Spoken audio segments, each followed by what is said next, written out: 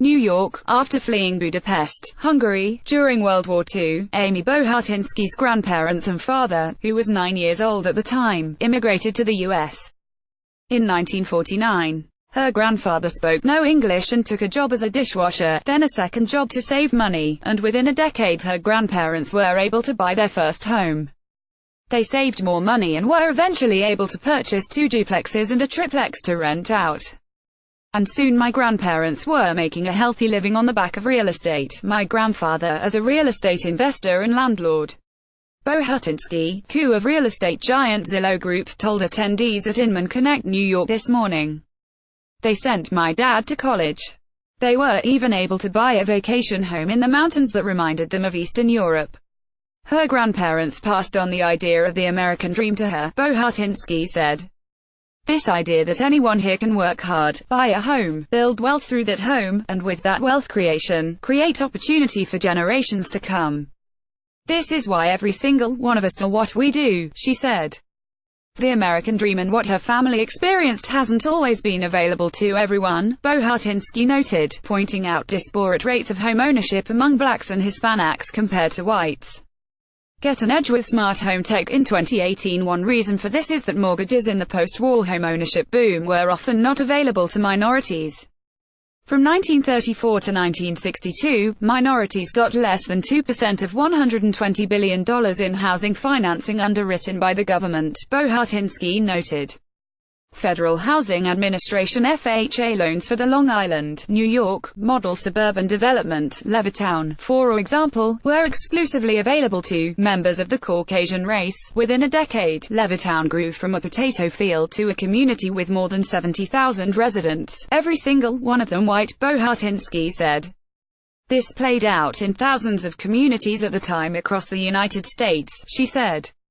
Such policies were outlawed as a part of the Fair Housing Act of 1968, but they nonetheless stopped many families from being able to pass equity and wealth on to future generations, creating disparities that continue today. Today blacks bring home about 60% of the income of white families, but when you look at accumulated wealth, African American families have just 5% of accumulated wealth, she said. But access to home ownership isn't just about race, according to Bohatinsky. He noted that 10 million people lost their homes during the Great Recession and 5 million people are still underwater with no home equity.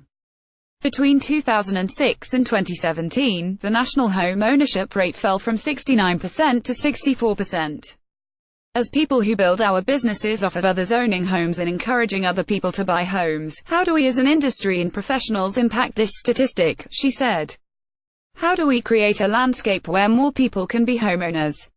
An increasing number of renters across the country are housing insecure, just one emergency a lost paycheck away from homelessness, according to Bohatinsky.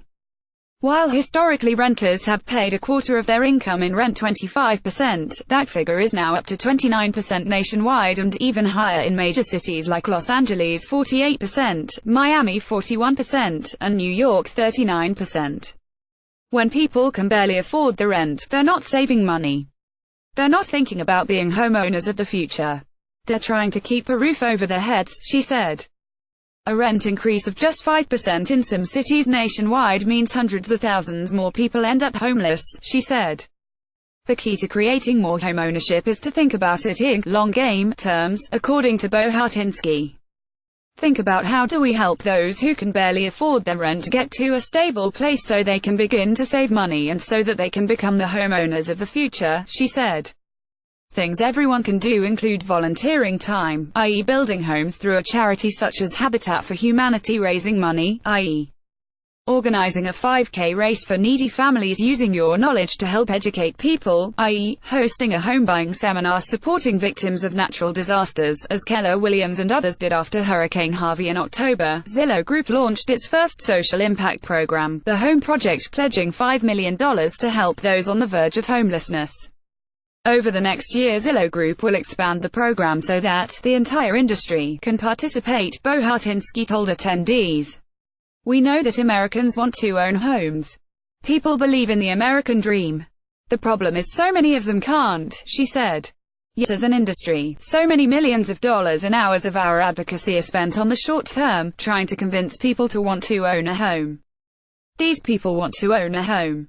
The Expanded Home Project program will focus on home ownership where it counts the most, playing the long game, and to help people find stability and find a home in the future," she added. "Because our hope, if you join us, our hope for the future is that we can create story after story that is just like my family's story, where people in America can realize the American dream. I hope you'll join us." Email Andrea V. Brambilla. Like me on Facebook, follow me on Twitter.